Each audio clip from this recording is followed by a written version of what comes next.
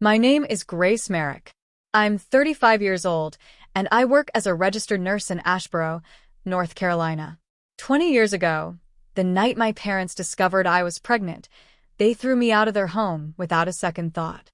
My father looked me in the eye and said there was only one future worth putting his faith in, and it wasn't mine.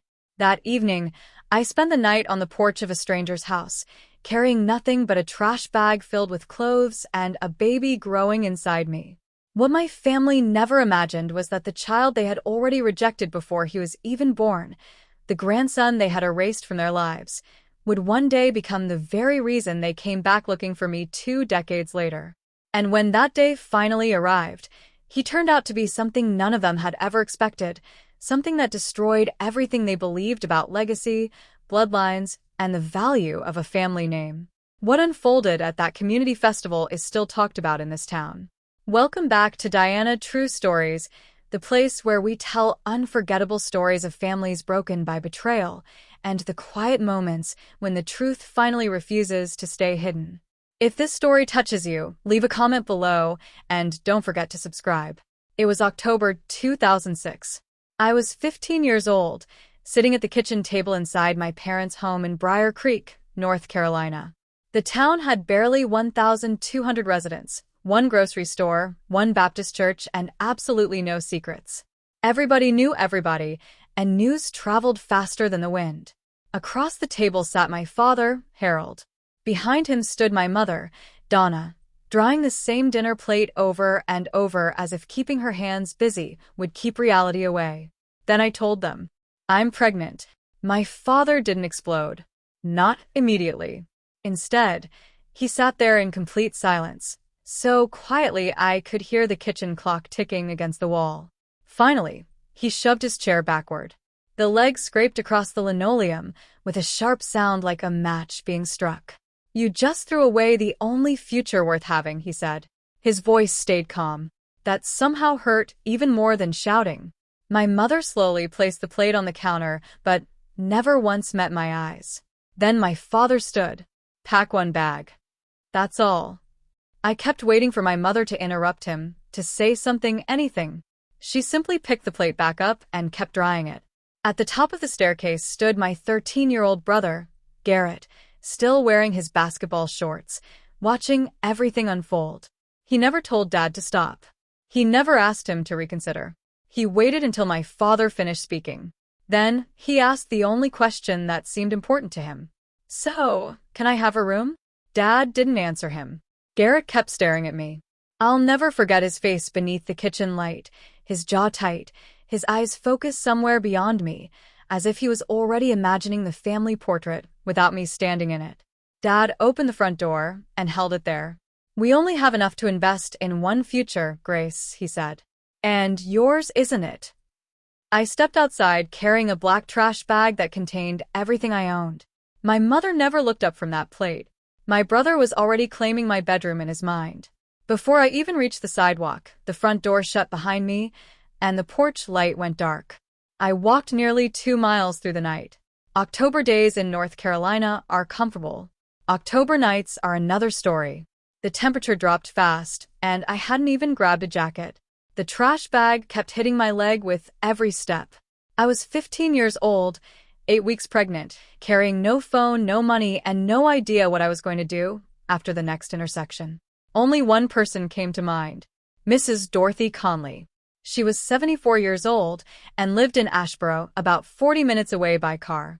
I'd met her during an interchurch summer program when I was 13. She ran the crafts table.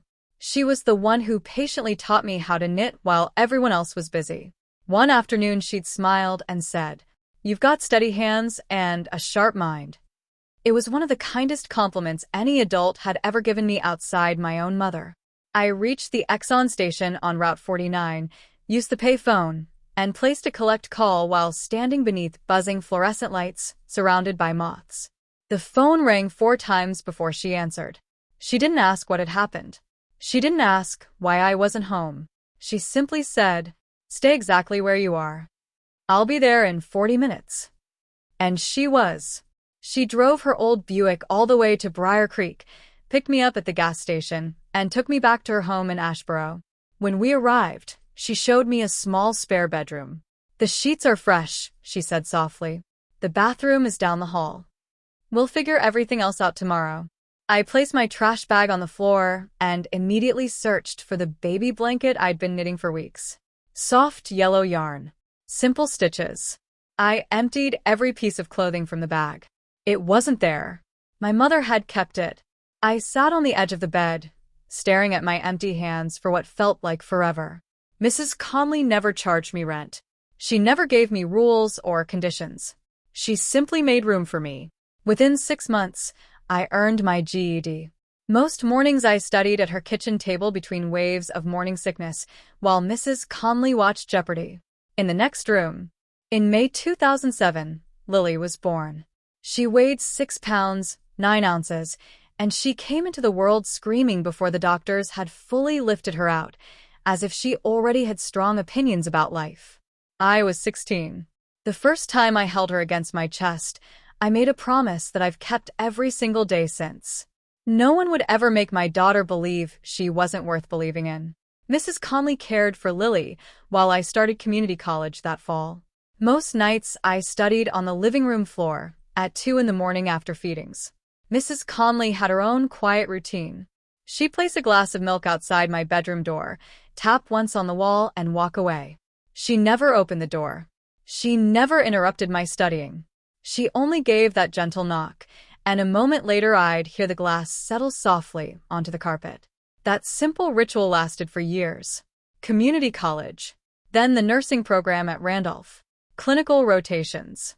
Exams. Lily's first steps. Lily's first word, which happened to be no. Honestly, I respected the choice. In 2012, at 21 years old, I graduated as a registered nurse. During the ceremony, I searched the audience. Mrs. Conley sat proudly in her nicest dress with Lily on her lap, clapping as hard as she could. The 2 seats beside them stayed empty. No father, no mother, no brother. After the first year, I finally stopped checking the mailbox for letters from Briar Creek. Some doors never reopen once they're closed.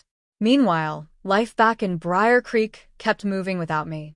The week I left, Garrett moved straight into my old bedroom, the larger one overlooking the oak tree. My parents also took the $8,400 they had saved for my college education. I know the exact amount because Mrs. Conley helped me obtain the records from my education savings account. Every dollar went toward Garrett's tuition at East Carolina University. He lasted only 1 year. Halfway through his second semester, he quit, insisting the professors simply didn't understand him. My father wasn't discouraged. Instead, he brought Garrett into the family plumbing business. Harold Merrick and Son. Garrett stayed there for 6 months before walking away. Then he tried selling used cars. After that, he started a mobile detailing business. Neither one lasted. Over the course of a single year, every one of those plans fell apart. Still, my father never stopped writing checks. When Garrett married for the first time at 22 to a woman he'd known for only 4 months, Dad paid every wedding expense. 14 months later, after the marriage ended, he covered the divorce costs too. Garrett married again, divorced again, and each time my father repeated the same excuse. Boys just need more time. I added it all up myself. Across 2 decades, my father poured nearly $120,000 into Garrett, college tuition, startup money for businesses, wedding bills, legal fees after a DUI, and rent for 3 different apartments following 2 separate divorces. $120,000 spent on the son they believed in. The daughter they cast aside walked away with nothing but a garbage bag full of clothes and a slammed front door. At 33, Garrett carried more than $42,000 in credit card debt. No skilled trade. No college degree. No permanent place to live. Meanwhile, I held an RN license, owned a growing healthcare business, and had raised a daughter who could look me in the eye with pride. My father's investment plan had one fatal weakness. He judged potential by a last name instead of character. By 2015, I was 24 years old with 3 years of nursing experience at Randolph Health in Asheboro, mostly working in the step-down unit. Post-surgical recoveries, COPD flare-ups, and patients who needed careful attention taught me something important. Preserving a person's dignity matters more than rushing through a checklist. People often told me I was a good nurse. Not because I possessed extraordinary talent, but because I paid attention. I listened when someone admitted they were frightened. I never hurried through discharge instructions. I remembered names, faces, and the little things that made people feel seen. In 2018, I launched Merck Home Health Services, LLC. At first, it was only 4 employees, myself included, working from a small rented office above a dry cleaning shop on Fayetteville Street. We cared for elderly patients in their homes, wound care, medication management, vital sign monitoring, and simple companionship. Hospitals like to call it patient-centered care. I simply called it doing the work the right way. The business existed because of Mrs. Conley. When I was 22, heart failure slowly began taking her strength. During the final 8 months of her life, I moved into her home to care for her. I bathed her, organized every medication, and held her hand on the mornings she never woke up again. She was the only person who had ever chosen me without asking for anything in return. Building my life around caring for others felt like the only proper way to honor what she had given me. She taught me that deciding someone matters doesn't require paperwork. It only requires showing up. By then, Lily was 11 years old. After school, she helped around the office, folding towels, organizing pill containers, and labeling supply boxes in her careful block handwriting. One afternoon, a patient's granddaughter smiled at Lily and said, "Your mom fixes people." Lily answered with complete confidence, "She fixed me first." The woman couldn't think of anything to say after that, and neither could I. One afternoon, the office phone rang. The voice on the other end sounded thin with exhaustion. "I'm calling from Briar Creek. My name is Gail Tully. I need a home nurse." Briar Creek. I hadn't returned there in 15 years. 40 minutes east along Route 49, the same highway Mrs. Conley had driven the night she picked me up outside that Exxon station. Only this time I was traveling the opposite direction, wearing navy scrubs with my name embroidered across the chest, carrying a blood pressure cuff and a pulse oximeter. Mrs. Gail Tully was 66 years old with stage 3 COPD. She lived alone in a weathered clapboard house just 2 streets from New Hope Baptist Church, the same church my parents attended every Sunday, where my father served as a deacon. At first, she didn't recognize me. She studied the intake paperwork that read Merck Home Health Services and frowned. Mrick, as in Harold Mrick? I slipped the pulse oximeter onto her finger and wrapped the blood pressure cuff around her arm. "His daughter," I replied. Mrs. Tully fell silent. I watched her oxygen level slowly climb while she searched my face. Finally, she whispered, "You're the girl who left." I gently inflated the cuff. "I'm the girl who was told to leave." She nodded slowly. "Harold told everyone at church you gave in to worldly temptation." Those were his exact words. "The whole congregation even held a prayer meeting for you." I released the air from the cuff and wrote down the readings. 120/78. Oxygen at 91%. Still lower than I liked. She needed close monitoring. After a long pause, she said quietly, "I always believed there had to be more to the story." I closed my notebook. "Your oxygen is running low, Mrs. Tully. I'd like to adjust your nebulizer schedule. Would Thursday work for another visit?" She looked at me as though 20 years of Harold's version had suddenly started falling apart. Every year Garrett started something new, and every year it fell apart. Still, my father never stopped funding him. When Garrett married for the first time at 22 after dating a woman for only 4 months, Dad paid every expense. 14 months later, when the marriage ended, he covered the divorce costs too. Garrett married again, divorced again, and each time my father repeated the same excuse. "Boys just need more time." I eventually added everything together. Over 20 years, my father poured nearly $120,000 into Garrett: college tuition, money for failed businesses, 2 weddings, divorce lawyers, bail after a DUI, and rent for 3 different apartments following 2 separate divorces. $120,000 invested in the son they believed in. The daughter they abandoned walked away with nothing more than a trash bag and a closed front door. By the age of 33, Garrett owed more than $42,000 in credit card debt. He had no degree, no trade, and no permanent home. I, on the other hand, had earned my RN license, built a successful home healthcare business, and raised a daughter who looked at me with pride. The flaw in my father's investment wasn't money. It was believing that a last name mattered more than character. By 2015, I was 24 years old with 3 years of experience at Randolph Health in Ashboro, working mostly in the step-down unit. I cared for post-surgical patients, COPD flare-ups, and people whose biggest need wasn't medicine. It was being treated with dignity. I wasn't a great nurse because I was gifted. I was a good nurse because I listened. When patients admitted they were scared, I stayed. When it was time for discharge instructions, I never rushed. And I always remembered their names. In 2018, I opened Merck Home Health Services, LLC. At first, it was just 4 employees, including me, operating from a small office above a dry cleaner on Fayetteville Street. We cared for elderly patients in their homes, wound care, medication management, vital checks, and simple companionship.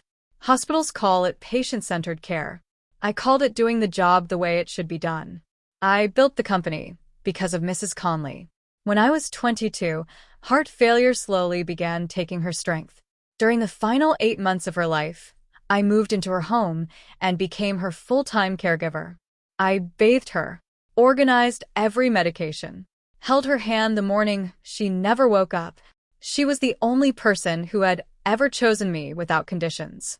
Building a life caring for others felt like the only way to honor what she had given me. She taught me that making someone matter doesn't require paperwork. It only requires showing up. By then, Lily was 11. After school, she helped around the office, folding towels, filling pill organizers, and labeling supply boxes with her neat block handwriting. One afternoon, a patient's granddaughter smiled at her. "Your mom fixes people." Lily grinned. "She fixed me first." I didn't have a better answer than that. One afternoon, the office phone rang. The woman on the other end sounded exhausted. "I'm calling from Briar Creek. My name is Gail Tully. I need a home nurse." Briar Creek. I hadn't gone back in 15 years. 40 minutes east on Route 49, the same road Mrs. Conley had driven the night she rescued me from the Exxon station. This time I was driving toward it in navy scrubs with my name stitched across the chest, carrying a blood pressure cuff and a pulse oximeter. Mrs. Gail Tully was 66 years old with stage 3 COPD. She lived alone just 2 streets from New Hope Baptist Church, the same church my parents attended every Sunday. The same church where my father served as a deacon. She didn't recognize me immediately. Then she looked at the intake paperwork. Merck Home Health Services. She frowned. Mrick, as in Harold Mrick? I slipped the pulse oximeter onto her finger and wrapped the cuff around her arm. His daughter. She stared at me while the oxygen reading climbed. Finally, she whispered, "You're the girl who left." I met her eyes. "I'm the girl who was told to leave." She nodded slowly. "Harold told everyone at church you fell into worldly temptation." Those were his exact words. "The whole congregation prayed for you."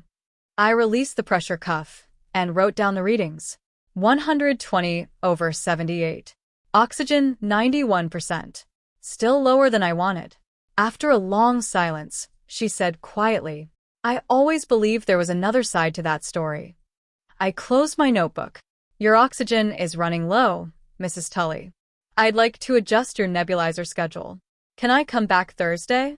She looked at me as though 20 years of believing Harold's story had suddenly become much harder. "Come back anytime, child." From 2021 through 2024, I added 6 more patients in Briar Creek. Mr. Henderson recovering from hip surgery. The Bowman sisters managing diabetes. Mrs. Pratt rebuilding her life after a stroke. Mr. Calloway entering hospice. Mrs. Burke, whose arthritis had become so severe she couldn't even open her medicine bottles.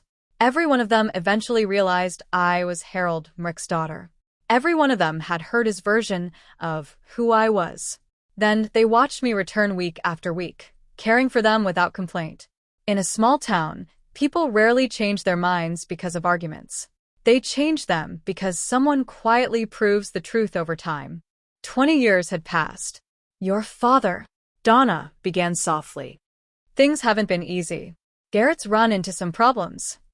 There it was. Garrett's problems were the real reason for the call. Not love. Not guilt. Not regret. Garrett owed money, and Harold's plumbing business no longer existed. I already knew that.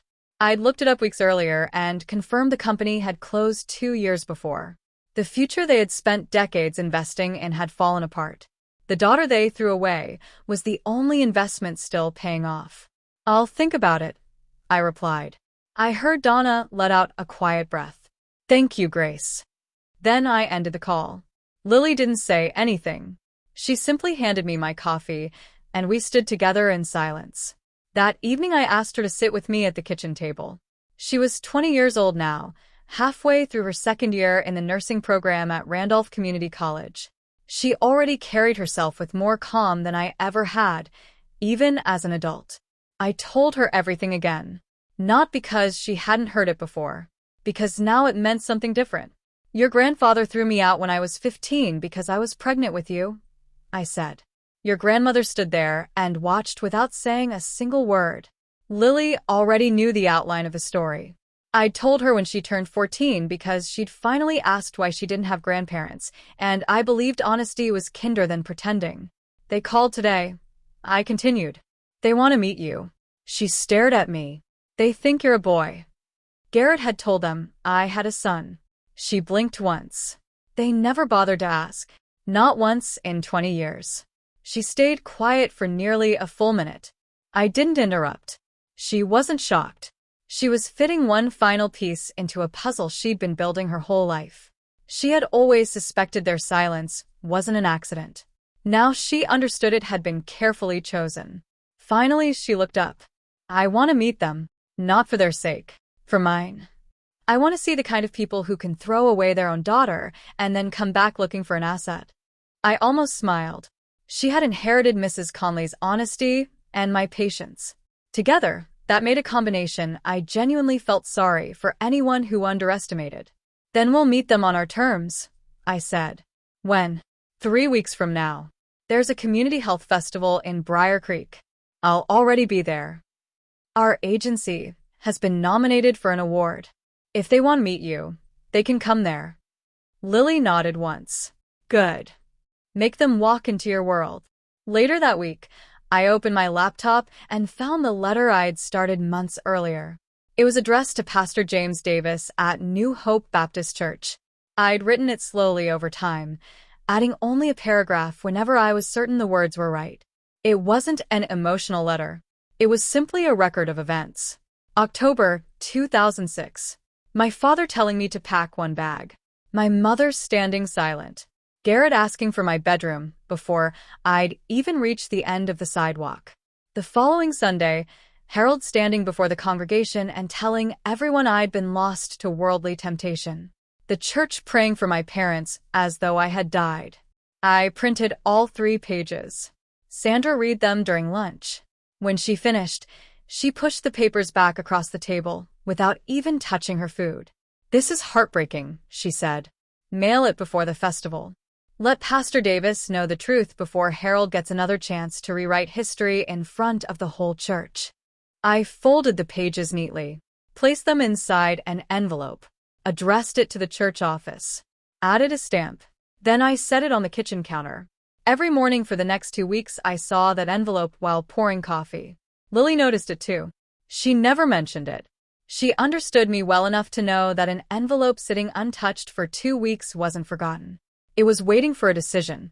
One evening, while packing supplies for the next day's home visits, my eyes drifted from the envelope to the framed photograph of Mrs. Conley hanging beside the front door. Mrs. Conley never wrote letters trying to convince people who I was. She simply opened her home when nobody else would. The following Tuesday, I called Harold. He answered before the second ring. Either he'd been expecting me, or life had become quiet enough that the phone never left his side after the plumbing business disappeared. "There's a community health festival in Briar Creek 3 weeks from now," I said. "Saturday, June 13th. I'll have a booth there. If you and Mom want to see us, that's where we'll be." His first question came immediately. "Will your boy be there?" I kept my voice even. "My child will be there." He heard exactly what he wanted to hear. Good. Donna will be happy. He paused, and I could almost picture him imagining the day. Where he'd stand, who he'd greet, how he'd introduce himself after 20 years. Harold had always believed every gathering needed an audience. Garrett might come too, he added. That's his decision, I replied, and ended the call. That afternoon I opened my email. A new message waited from the Briar Creek Community Health Alliance. Subject: Community Partner of the Year, Finalist Notification. Mrs. Tully had nominated Merck Home Health Services. The winner would be announced during the festival's ceremony on the main stage. I swallowed hard. Not because of the award, because of the timing. After 20 years of telling that town who I was, Harold was about to walk into a public event where the very same community would call my name onto a stage. And he had absolutely no idea it was coming. Mrs. Tully. He was driving to meet a grandson who didn't exist at a community event that already belonged to me. The irony didn't make me smile, but it gave me something stronger. It made me steady. The following Thursday, I drove back to Briar Creek for Mrs. Tully's regular appointment. She looked better than the month before. Her oxygen saturation held at 93, her appetite had improved, and a stack of old church bulletins sat on the table beside her, sorted into 2 neat piles. Keep and recycle, she said with a laugh. 40 years of paper. You'd think I was running the church archives. She asked if I would help carry a box of old church directories and prayer booklets to the donation bin. I set it on the kitchen table and began sorting through hymn books, faded programs, and potluck sign-up sheets. Then my hand stopped on a thin blue booklet. New Hope Baptist Church Directory, Fall 2006. The very season after I had been thrown out. I flipped to the back where the handwritten prayer requests were listed. Before my mind could process it, my eyes caught my own name. Please pray for Harold and Donna Mrick, who are grieving the loss of their daughter Grace to worldly temptation. May the Lord bring her home. I read it twice. Loss. Grieving. Harold hadn't simply told the church I had left. He had performed mourning. He stood before an entire congregation, cracked his voice on purpose, and made people cry for him while I was sleeping 16 miles away in Mrs. Conley's spare bedroom, 15 years old, pregnant, and alone. Mrs. Tully watched me quietly from her chair. I was there when he read it, she said softly. His voice broke. The whole church cried with him. She paused. Donna couldn't even stay on her feet. People brought casseroles for nearly a week. I stared down at the directory resting in my lap. The ink had smudged slightly, as though someone had touched the page before it dried. He always knew how to put on a performance, I said quietly. Mrs. Tully continued speaking. Not because I questioned her, because after carrying the memory for 20 years, opening that booklet had finally opened something inside her. After you left, Harold organized a special prayer meeting just for your family. He told everyone you'd run away with a boy from another town. He said he'd tried to stop you. He said you chose that boy over your own family. Then she repeated the exact sentence. You can't save a child who's determined to fall. I remember because I wrote those words in my journal that night. She adjusted the tubing beneath her nose before continuing. Donna cried the whole service. People brought flowers. They brought food. Louise Pratt showed up with a casserole and a note saying she was praying for your broken family. The Bowman sisters baked a pie and stayed with Donna for nearly an hour. Mrs. Tully looked at me over the top of her reading glasses. It felt like attending a funeral, Grace. A funeral for someone who is still alive. I sat there holding the directory while my pen rested in my hand. Only moments earlier I'd been about to record Mrs. Tully's blood pressure. Now I couldn't remember a single number. Keeping my voice level, I finally asked, Mrs. Tully, how many casseroles did they bring while I was sleeping on a stranger's porch with nothing but a trash bag? She slowly shook her head. None, child. No one even knew where you were. I closed the directory and placed it carefully on top of my nursing bag. I never asked whether I could keep it. Mrs. Tully never objected. She simply looked at that little booklet lying there. Something no bigger than a greeting card that carried 20 years of carefully built deception. He didn't erase me, I said quietly. He buried me, and then accepted sympathy over the grave. A week before the festival, Garrett ignored my request not to call. Self-control had never been one of his strengths. Hey, sis, this home health company of yours. It's a real business, right? You actually own it? I was driving back toward Ashboro from Mr. Henderson's house, one hand resting on the steering wheel. Why? Oh, just wondering. Owning a business must feel pretty good. Nice having something dependable. Garrett, what are you really trying to ask? He let out a long breath. The fake conversation disappeared. I'm in a little trouble. How much? $42,000. I let that number hang inside the car. $42,000. Dad had spent more than that paying for Garrett's second wedding. And what exactly do you expect me to do? It wouldn't be a handout. Maybe you could co-sign a loan. Or let me work with you. I'm good with people. I could handle scheduling or intake. I answered without hesitation. You asked for my bedroom before I'd even reached the sidewalk. Now you're asking for my money before I've even reached home. My answer is exactly the same. Silence. Finally, he muttered, "That's cold, Grace." No. That's called a boundary. He hung up. I drove the rest of the way to Ashboro with the windows down and the radio switched off, letting the wind carry the conversation away. Lily was already in the kitchen when I walked inside. She looked at my face once. Garrett? I nodded. He wanted money? $42,000. She opened the refrigerator, pulled out leftover pasta, and smiled without looking up. Must be expensive to fail that many times. For the first time that entire week, I laughed. The letter still sat on the kitchen counter. 2 weeks now. Leaning between the fruit bowl and the salt shaker, with the stamp slightly crooked. Sandra mentioned it again while we stocked supplies at the office. Did you ever mail it? Not yet. She sighed. The festival is only 10 days away. If Pastor Davis gets it this weekend, everyone at church will already know the truth before Harold walks through those doors. He won't be able to rewrite the story. She wasn't wrong. From a strategic point of view, mailing that letter was the smartest move I could make. I sat in my car outside the Ashboro post office with the engine off, the envelope resting on the passenger seat beside the old church directory. Sandra had been right.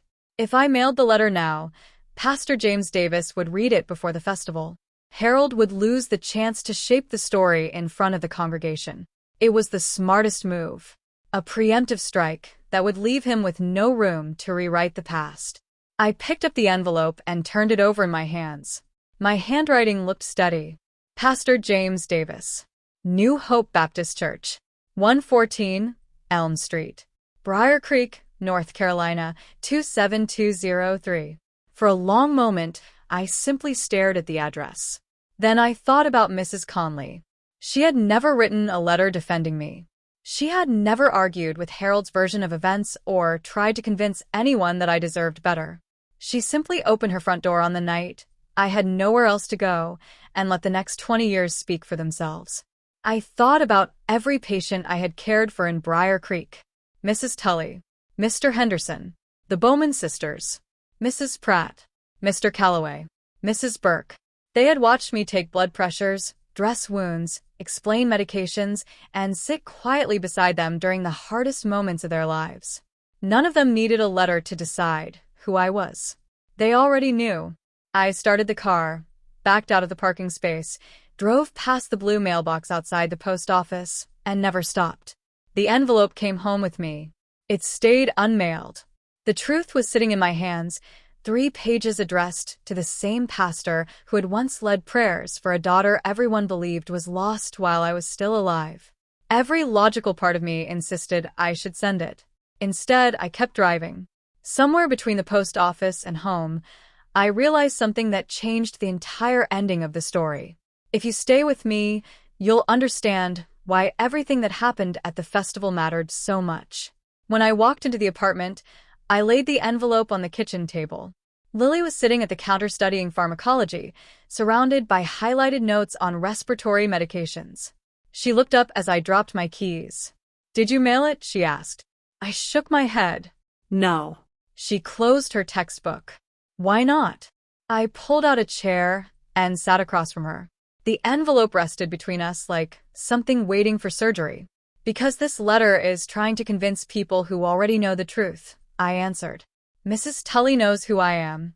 Mr. Henderson knows. The Bowman sisters know. They've seen me care for them. They've watched me show up every week. I don't need words to prove what they've already witnessed. Lily stayed quiet for a moment before asking, "So what now?" "Nothing." She lifted one eyebrow. "Nothing. I'm still going to the festival," I said.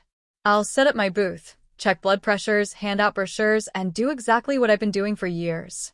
If Harold decides to stand in front of everyone and pretend he's been a proud father all along, that's his choice." I picked up the envelope one final time.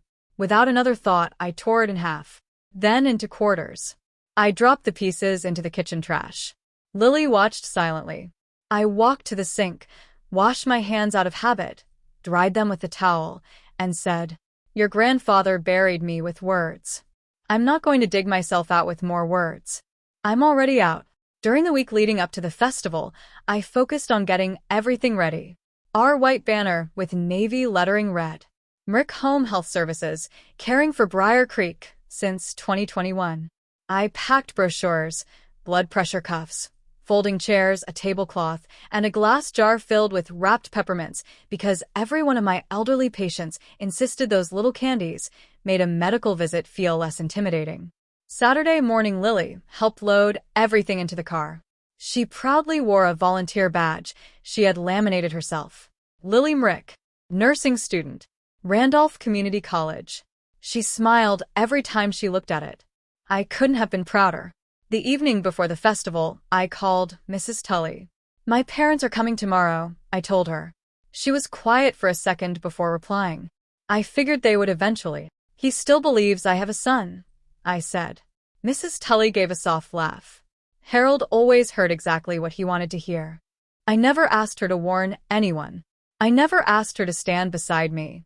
I simply told her the truth. What she chose to do with it was entirely up to her.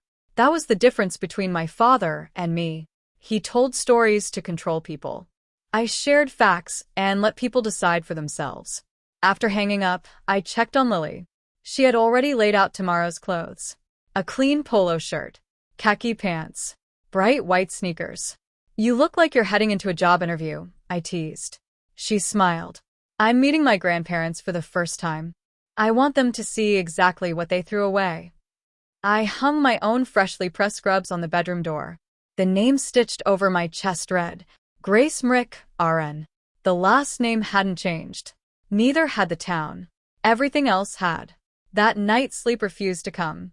I lay awake staring at the ceiling, remembering something Mrs. Conley told me when Lily was only 3 days old. When Lily was born, Mrs. Conley stayed with me at the hospital. On the second afternoon, she stepped outside for some fresh air. When she came back, something about her expression had changed. She looked tense, careful, like she was deciding whether telling me the truth would do more harm than good. "I saw a woman sitting in a green minivan in the parking lot," she finally said. "She'd been there close to 2 hours. I walked over to see if she needed help, but as soon as I got near, she drove away. I managed to write down the license plate. I knew that van immediately. Donna's green Dodge Caravan. The same van she'd driven to every church supper, every grocery trip, every family errand for years. My mother had driven 40 minutes to the hospital where her granddaughter entered the world. She parked outside. She waited there for 2 hours. But she never came inside. She never asked for me. She never asked to see Lily. She never walked to the front desk or told anyone who she was. She only watched the building through the windshield before turning the key, driving 40 minutes back home, and returning to the man who had thrown me out. She made that trip once. Then, for the next 20 years, she chose never to make it again. Every day, she chose Harold's silence over my existence. The deepest wound wasn't that she stayed away.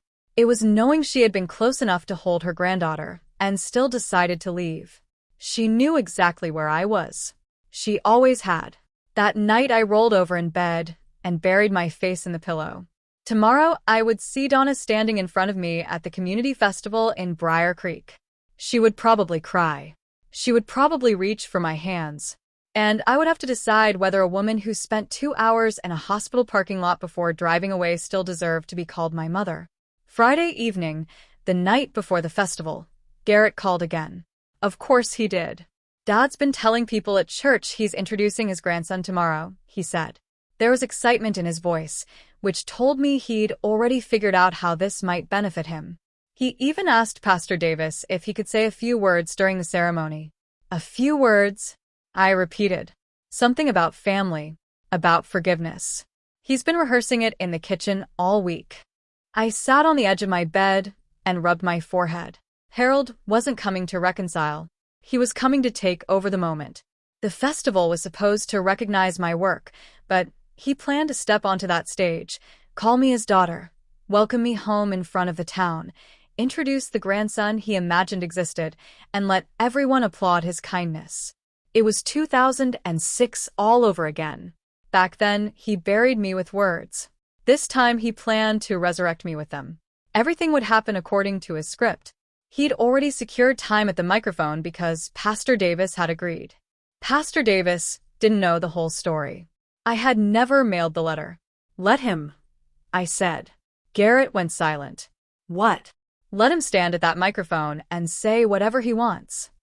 You're seriously not going to stop him? No. I could almost hear him trying to work out my strategy. There wasn't one. I wasn't trying to outplay Harold. I was simply willing to stand beside the truth and see which version survived. I'll see you tomorrow, Garrett. Then I ended the call. Saturday, June 13th. I woke at 5:30 before my alarm ever sounded. My heart was already racing. Lily was in the kitchen drinking coffee, completely dressed, her volunteer badge clipped neatly to her shirt. She had even cooked eggs. I couldn't bring myself to eat. We loaded the supplies into the car and drove the 40 minutes to Briar Creek mostly in silence. Route 49 was nearly empty except for a few logging trucks heading the opposite direction. When we reached the community park just after 7, volunteers were still setting everything up. White tents stretched across the grass. A wooden stage stood at the far end with 2 speakers and a microphone waiting. Rows of folding chairs faced the platform, enough for around 150 people. Fresh-cut grass mixed with the smell of warming asphalt. I arranged our booth in the 3rd row. The banner went up. Brochures were spread neatly across the table. Blood pressure cuffs were lined up. The peppermint jar was opened. Lily taped a handmade sign to the front. Free blood pressure checks. Everyone welcome. Mrs. Tully arrived around 8:30, sitting in her wheelchair with her oxygen tank secured behind her, her nephew pushing from the back. She rolled straight to our booth, reached out, and wrapped her hand around my wrist. That single grip said more than words ever could. No matter what happens today, she said softly, you've already won. I squeezed her hand. I know. By 10 o'clock the park was alive. Parents pushed strollers between the tents. Church groups wandered together in matching shirts.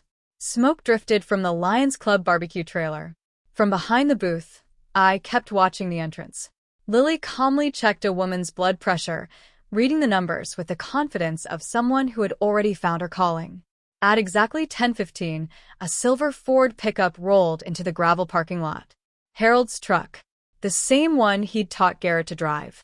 The faded outline of Mrick Plumbing was still visible on the driver's door, where the decal had once been. Donna sat beside him. Garrett climbed out from the back seat. Harold started walking toward the tents like a man who believed the entire event belonged to him. His shoulders were straight. His chin was high. His pressed shirt was tucked neatly into his khakis. Donna followed several steps behind him. Always several steps behind. It struck me that she'd spent her entire life measuring the distance between herself and Harold. Garrett lingered even farther back, hands buried in his pockets, scanning the crowd the way someone searches for an escape. Harold stopped in front of my booth. His eyes moved slowly across the banner, the brochures, Lily standing proudly in her volunteer polo, and finally settled on me. His eyes settled on Lily. He had been expecting a young man, a grandson, someone tall with the Mrick family features. Instead, he found himself staring at a 20-year-old woman who had my cheekbones, Mrs. Conley's calm posture, and a volunteer badge that read, Lily Mrick. Who is this? He asked. This is Lily, I replied. My daughter. Harold's face shifted through 3 expressions in barely 2 seconds. First, confusion. Then calculation. Finally recovery. Your daughter, he repeated. I thought. He shot a glance toward Garrett.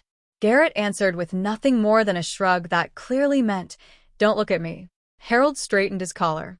Well, a granddaughter is just as good. The words sounded acceptable. His face didn't. 2 booths away, Mrs. Tully watched everything from her wheelchair. Our eyes met for a brief moment before she quietly looked away again. Donna finally stepped forward.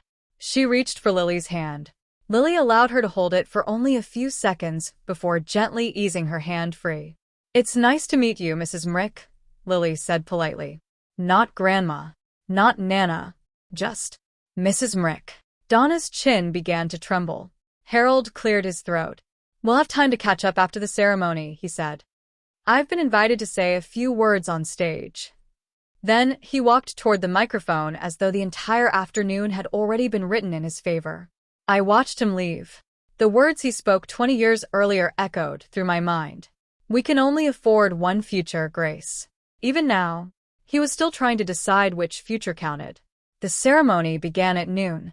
The Master of Ceremonies, County Commissioner Ruth Alcott, thanked sponsors, recognized volunteers, and spoke briefly about improving healthcare access in rural communities. Then she reached the final presentation. This year's Community Partner of the Year goes to an organization that has quietly changed home healthcare in Briar Creek. Mrick Home Health Services. Applause filled the park. Not polite applause. Real applause. The kind that makes people turn around looking for the person being honored. I stood. Lily squeezed my arm. I started toward the stage. Harold moved first. He had already been standing near the steps, waiting. Before I reached halfway across the lawn, he stepped in front of the microphone. Pastor Davis, seated in the front row, gave him an approving nod. Harold adjusted the microphone with both hands. If I could just say a few words. The crowd grew quiet. He looked across familiar faces. Neighbors. Church friends. People who had shared meals with him, signed sympathy cards, and believed his version of our story for 20 years. He cleared his throat. Many of you know our family has carried a heavy burden. 20 years ago, we lost our daughter, Grace. He let the word lost hang in the air. But the Lord works in mysterious ways. Today she's come home. She's become a nurse. I always knew she had it in her. He smiled. The audience answered with the warm little laugh people give confident speakers in small towns. Then he spread his arms toward me. I'm proud to welcome you home, Grace. He stood there with both arms open, inviting, performing. I remained at the bottom of the stage steps. I didn't move. The applause began to fade. Harold kept his arms open. Come on, sweetheart, he called. Your old man has waited 20 years for this hug. Silence stretched across the park. The only sound was the steady hiss from the barbecue trailer behind the tents. Then, a wheelchair rolled forward. Mrs. Tully slowly came out from the second row. Her oxygen tank rattled softly behind her while her nephew stepped aside. She stopped beside the stage and looked directly at Harold before turning toward the crowd. Harold, she said. May I? It wasn't really a request. She didn't need the microphone. After 41 years in church, she knew exactly how to make her voice carry. I've belonged to New Hope Baptist for 41 years, she began. I remember the prayer service Harold held in the fall of 2006. He told all of us Grace had run away with a boy. He said she'd broken their hearts. I remember his voice cracking while he spoke. I remember thinking how terrible it must be for that family. She paused long enough to adjust her nasal cannula. We all cried for Harold and Donna that night. The whole church. We brought casseroles. Louise Pratt made her famous one with the cornbread topping. The Bowman sisters baked a pie. We treated it exactly like a funeral. Because that's how Harold wanted it to feel. She let the silence settle. Then she continued. For the last 3 years, Grace Mrick has been my home health nurse. Twice every week she drives 40 minutes from Ashboro to check my oxygen, manage my medicine, and sit beside me when I can't breathe. Not once has she ever asked me for sympathy. Not once has she ever tried to tell me what happened back in 2006. Mrs. Tully turned and faced Harold. I never needed her to. I have my own eyes. And I still have my memory. You didn't lose your daughter, Harold. You threw a 15-year-old pregnant girl out into the night with nothing but a trash bag. And every casserole we carried to your house. Within a single year, my father continued writing checks. When Garrett married for the first time at 22 to a woman he'd only known for 4 months, Dad paid for the entire wedding. 14 months later, when that marriage ended, he covered every legal expense. Garrett married again, divorced again, and my father repeated the same excuse he'd always used. Boys just need time. I ran the numbers. Across 2 decades, my father poured nearly $120,000 into Garrett. College tuition, startup money for a business, wedding expenses, DUI bail, and rent for 3 different apartments after 2 failed marriages. That's $120,000 invested in the child they chose. The daughter they threw away received nothing more than a trash bag and a slammed door. At 33, Garrett was carrying nearly $42,000 in credit card debt. No trade, no degree, and no permanent place to live. I, on the other hand, had earned my RN license, built a small business, and raised a daughter who could meet my eyes with pride. The flaw in my father's investment strategy was simple. He just couldn't see it because it carried his last name. By 2015, I was 24 years old with 3 years of experience at Randolph Health in Asheboro, working mainly in the step-down unit. Post-surgical recovery, COPD flare-ups, and the kind of nursing that teaches you very quickly that preserving a patient's dignity matters more than finishing your tasks faster. I wasn't good because I had some special talent. I was good because I paid attention. When patients admitted they were frightened, I listened. I never rushed anyone through discharge instructions. And I remembered every name. In 2018, I launched Merck Home Health Services, LLC. There were 4 employees, including me, working from a rented office above a dry cleaner on Fayetteville Street. We cared for elderly patients in their homes, wound treatment, medication management, vital sign monitoring, and simple companionship. Hospitals liked to call it patient-centered care. I simply called it doing the job the right way. The business existed because of Mrs. Conley. She became ill when I was 22. Heart failure. Slow and stubborn, just like everything else about her. For the last 8 months of her life, I moved into her house as her caregiver. I bathed her, managed every medication, and on the morning she never woke up, I was holding her hand. She was the only person who ever chose me without expecting anything in return. The least I could do was build my future around the lessons she gave me. That deciding someone matters doesn't require paperwork. It only requires showing up. By then, Lily was 11. After school, she helped around the office. She folded towels, organized pill containers, and labeled supply boxes using her careful block handwriting. One day she told a patient's granddaughter, "My mom fixes people." The girl smiled and answered, "She fixed you first." Lily never argued. One afternoon, the office phone rang. A woman's voice came through, thin with exhaustion. "I'm calling from Briar Creek. My name is Gail Tully. I need a home nurse." Briar Creek. I hadn't returned there in 15 years. 40 minutes east on Route 49. The same road Mrs. Conley drove the night she found me at the Exxon station. This time, I was traveling the opposite direction, wearing scrubs with my name stitched across the chest, carrying a blood pressure cuff and an oximeter. Mrs. Gail Tully was 66 years old with stage 3 COPD. She lived alone in a small clapboard house 2 streets from New Hope Baptist Church. The same church my parents attended every Sunday. The same church where my father served as a deacon. At first, Mrs. Tully didn't recognize me. The intake paperwork listed Merck Home Health Services, and she frowned at the surname. Mrick, as in Harold Mrick? I slipped the pulse oximeter onto her finger and wrapped the blood pressure cuff around her arm. "His daughter," I answered. She became very quiet. As I watched her oxygen level climb on the monitor, she studied my face. "You're the girl who left," she finally whispered. I inflated the cuff. "I'm the girl who was told to leave." She sighed.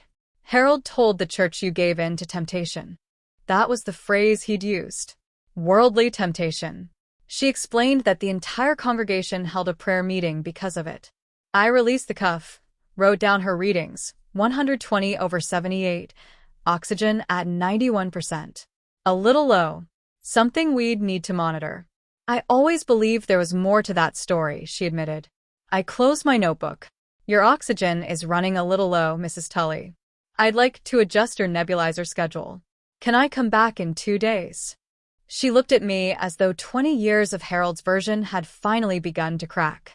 You can come back anytime you need to, child. Between 2021 and 2024, I added 6 more patients in Briar Creek. Mr. Henderson, 81, recovering from hip replacement surgery. The Bowman sisters, 74 and 77, managing type 2 diabetes together.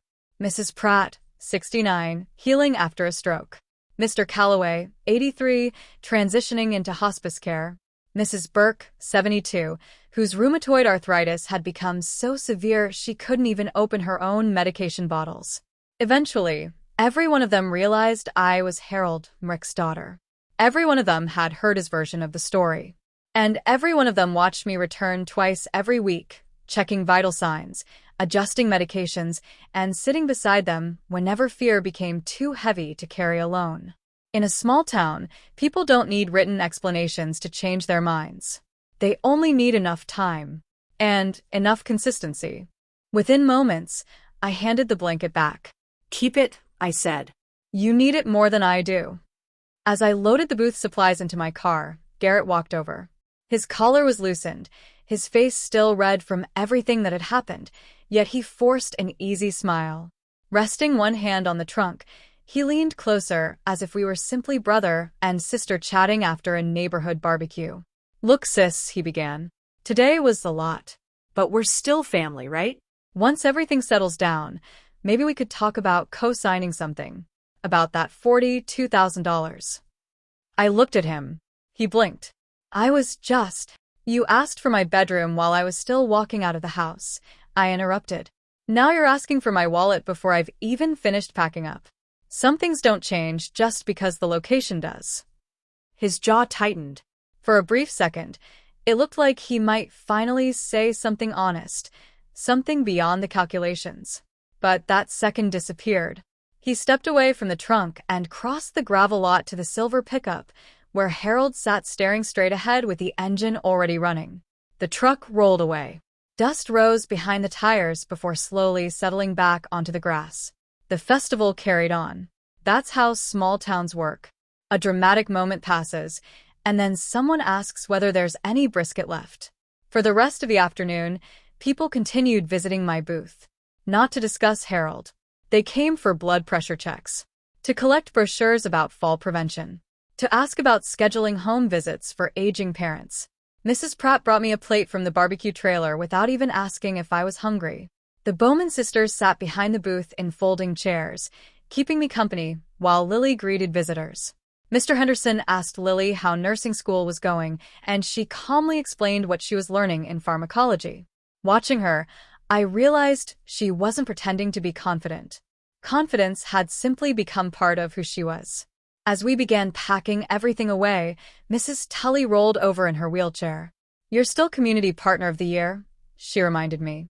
Just in case everything else today made you forget. I laughed. A real laugh. The kind that loosens something inside you that you didn't realize had been clenched. I didn't forget, I said. Good, she replied. Because I spent 4 pages writing that nomination letter, and I'm not doing it again. Lily slipped her arm through mine. The sun was dropping lower, and volunteers were taking down the tents. Somewhere across town, Harold was probably sitting in his living room trying to figure out how he would stand before his congregation on Sunday after more than 120 people heard him admit the truth he denied for 20 years.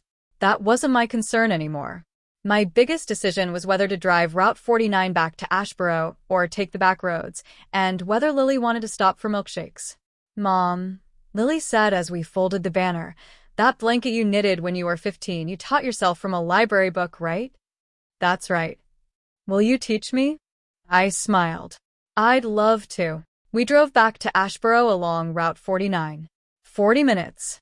The same highway my mother traveled to the hospital nearly 20 years earlier before turning around without ever walking through the doors. The same road I now drove twice every week to care for the people who had finally learned my father's version of the story had never been the complete truth. The windows stayed down. The evening breeze carried the scent of pine trees and someone's charcoal grill from a nearby backyard. For most of the drive, Lily sat quietly with her forehead resting against the window. About 15 minutes into the trip, she finally spoke. "I'm glad I met them."